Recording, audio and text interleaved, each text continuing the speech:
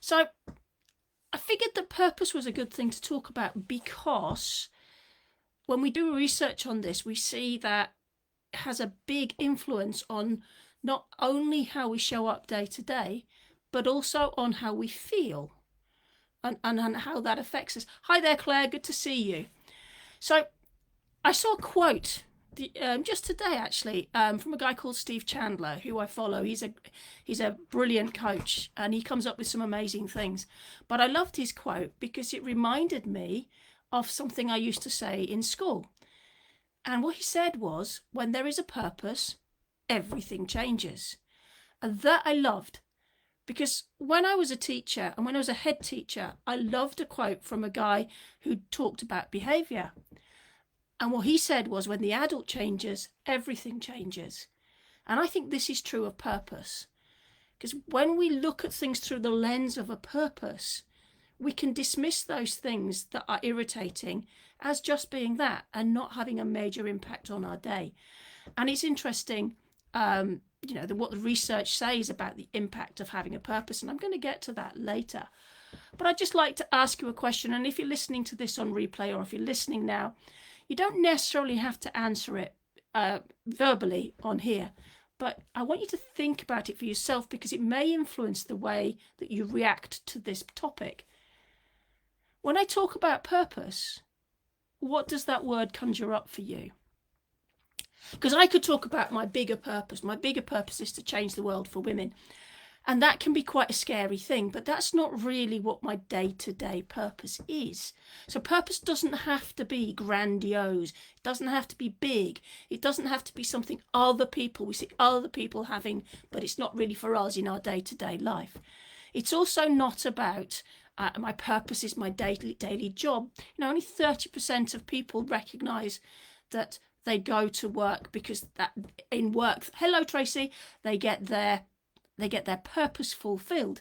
It's not also around my purpose in life is to make money.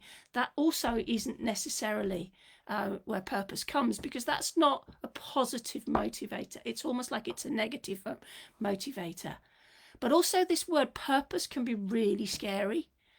And people can say, yes, but what is my purpose? How do I find my purpose? It's all well and good you're saying purpose is good for me, but I don't know how to find one. I don't know how to create one. What is my purpose? And maybe it's only for people, like the Prime Minister. I don't know. Well, it's not. It's for every single one of us. So just to ask you the question, I want you to think about it. Are you excited for the day ahead? When you wake up in the morning, are you thinking, I wonder what the day offers? Or are you thinking, oh my God, I wonder what the day is going to bring? Oh, do you know what? I've just walked into the kitchen and I've just seen that the dog's been sick. That's just going to slow me down. I'm going to be late for work. And then everything spirals. Or when you walk in the kitchen and you notice the dog's been sick, oh, flipping it, dog's been sick. Need to clear that up. Need to get to work. But you're doing it in a positive way. It's not the end of the world that the dog's been sick. It hasn't started your day off badly. It can. But because if you have a purpose, it might not have that same effect.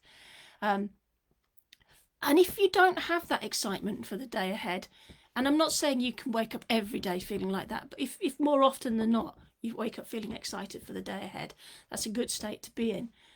But if you don't have that, I wonder what would bring it. Because I think something around this is where purpose sits. It's kind of that thing that gets you out of bed and gets you motivated and gets you connecting, gets you doing what you do. And without purpose, we can often find ourselves sitting on the sofa, scrolling through, social media, watching daytime TV ad infinitum, ad nauseam, and not really having a reason to do, a reason to be. And then there's this other thing around purpose, which is around having our values, the things that matter to us, the reasons, the way that we want our life to be lived. If they align with our purpose, because our values drive our behaviours, if they align with our purpose, we feel connected to that purpose. And it isn't just a thing that we've defined. It isn't just this statement that we've got that says, this is my purpose. It actually becomes our way of life. So our purpose becomes our way of life when we are connected to it. And when we have purpose, we gain that land of possibilities. We gain that zone of creativity and the excitement for today, so that we have that excitement for the day ahead. And that's brilliant. So when I talk about purpose, what does it conjure up for you? Because for me, it's positive. And I'm going to bring another Steve Chandler quote, but this is for a different reason. And this is really around the idea of living and being and existing in a being state as opposed to in a doing state. And defining ourselves, I could say, I was a head teacher, and define myself by that. I was a head teacher, and that's a label, that's a noun. Or I could describe myself in the things that I do. So the way that I am. And Steve Chandler uses this phrase: you are energy, action, and movement. You are a verb, not a noun. And a noun described by adjectives. So we can talk about ourselves in this way: I'm stupid, or I just, I'm a Marmite person. And I've used this phrase, haven't I? I'm a Marmite person. That's a noun. That's an adjective describing a noun. But what is it how am I being? How am I showing up? Because when we have energy, and this is that doing, this is the verb, the activity, and we have purpose, we gain fulfillment and we gain joy. And where's the evidence for this? Well, you see, research proves this. Because if you define yourself as having a purpose that you're aligned with, you have a 20% lower mortality rate. You have healthier heart. You have a reduced risk of Alzheimer's. And you have an increased resilience. And in fact, we lower inflammation in our cells. And we increase the good cholesterol. We're happier, we're more successful. And we have a better sex life, apparently. This is all come from research. And this is why purpose is one of those pillars of well-being and is a key part of my 6 steps to a positive menopause mindset, because it really makes a difference. It influences our behavior. It helps us align with goals, and we're more likely to have a positive impact on society. In fact, research shows that when we're purposeful, we often, within our purpose, it's about our impact on society. Whether it's through kindness, our purpose could be to be kind, to be a kind person. And when we're a kind person, that shows up for other people. We create those lollipop moments for other people where they, that have a knock-on effect positively for their life. So purpose can be to live that value of being kind, and do that in every day in the way that you show up in the world. And when our purpose and our goals are aligned, that's when we have this whole thing around our life just flows. We exist. Working with people is my purpose. I thrive on connections. You're so good at that. Hi, Antonia. Good to see you. Yes, thriving on connections. And I think purpose brings clarity to choices, doesn't it? And it drives our intentional actions and our motivation. And as I said earlier, it allows us to manage life's ups and downs more ably. But it doesn't stay fixed, or it doesn't have to stay fixed. Purpose can be something that evolves and changes. My purpose now has similarities to my purpose, actually. And when I really unpicked this earlier for myself, and I really started thinking about it, I actually thought, well, my purpose hasn't really changed. It's the way I show up to deliver that purpose that's changed. And I think my purpose is seeing others grow because of how I've served them. Now, that word service for me for a while was quite an uncomfortable word, but actually that is what I mean. And it could be that I'm being kind, I'm providing opportunity, I'm listening to them, I'm being there for them, or I'm challenging them. It could be many different things. But my purpose is to see others grow from the impact I have on them. So it's how I serve them. It could just be a smile and a hello on a dog walk. But it's who I am and it's how I show up. Hi, Natalia. Good to see you. I also like challenges and problems, and these energize me. And so there's an element of that I see opportunity in things that don't go well. And an example of that is, losing my ability to be a head teacher through burnout. That could have defined me. That could have made me, live a life then of, oh my God, what if only, etc., etc. But instead I'm using that and driving that forward, and it's become another opportunity, another problem to solve, to energize me. And challenges as well. I like challenges that challenge my body physically as well as my mind. I'm not in flow. I'm not, and it's tiring. It really is. Absolutely, Antonia, when you're not in flow, when the things that you're trying to show up and do don't motivate and energize you and match with and align with your values and your purpose in life, it's really hard, and that drains us of energy. It really does. And this is why purpose is so incredible. Now let's go back to that thing I said about purpose. People who have a purpose have an increased lower mortality rate, and healthier hearts, etc., lower inflammatory markers. And I also said that having a purpose influences our behaviours. If we have a purpose in life, if we get up and we want to live every day of our life and we want to enjoy that, and there's a purpose to it, we are far more likely to look after ourselves. So I'm not, whilst the research doesn't say one indicates the other, and there is a link, a correlation between purpose and those elements of health, it could be because of the effect of purpose on the way we show up in the world and the way we look after ourselves and the way that we behave. And I think that's a really important thing to say. You can't just having a purpose per se, if stating a purpose isn't the same as living a purpose. And living a purpose is really important. So my question to you is, where does your motivation in each day come from? Because this is likely to be an indicator of where your purpose lies. And as I said earlier, for only about 30% of the population, so less than a third of the population, say that it's their jobs that give them their sense of purpose.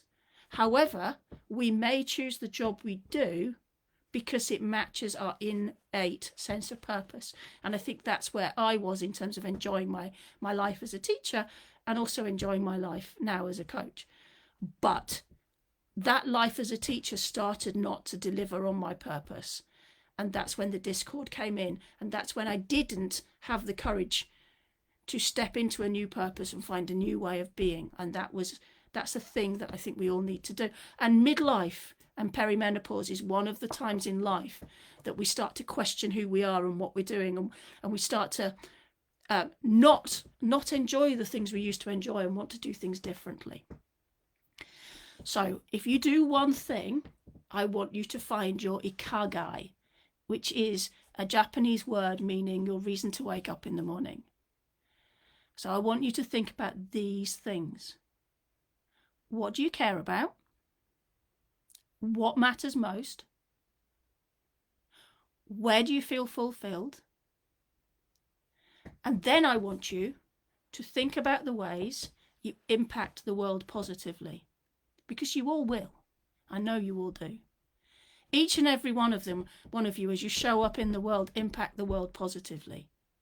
Think about that, because that is part of your purpose. You, as being you are being you. You're not being a label. You're not being a noun. You're being you in the way you show up in the world, in the things that you create in the world, your creativity.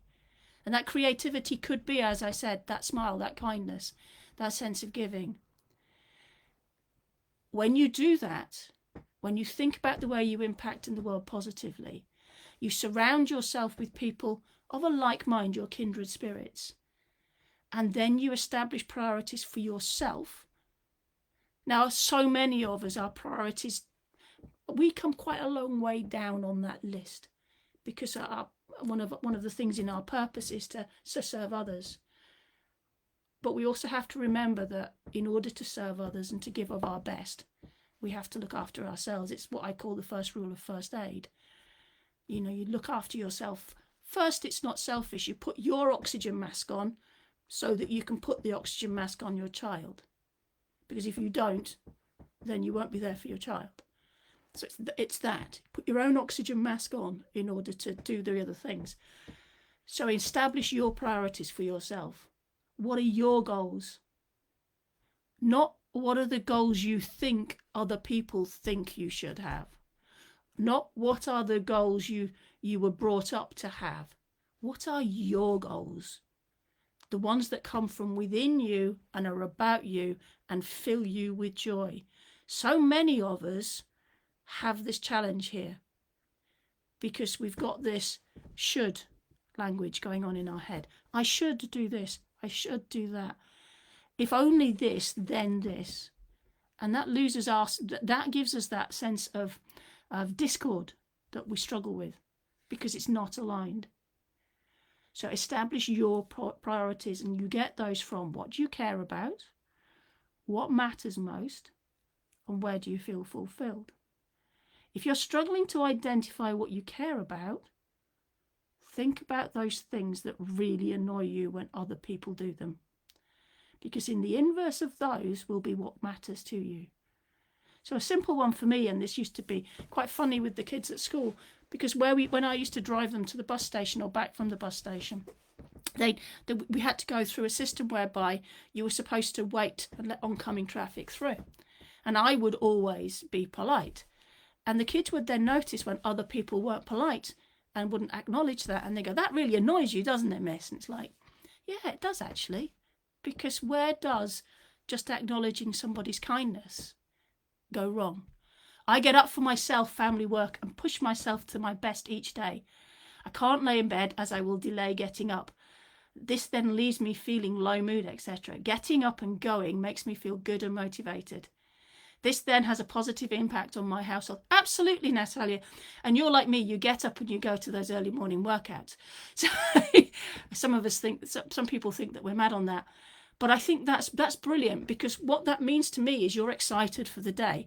This not getting up, lowering your mood means that it's kind of like, why am I not getting up? I need to do these things. I love that. I'm mindful of the language you use there, though, to push yourself to be my best every day. I would say allow yourself to be your best every day, because when we push, we can potentially push a little hard and be too stressful. But if you allow yourself to be your best each day, and that best not being the same every day, because we're different every day when we wake up, we have different energy levels, we have different stressors coming in. So allow yourself to be the best each day, but I love it. And I see that you've got a clear idea of what you're about, and I love that.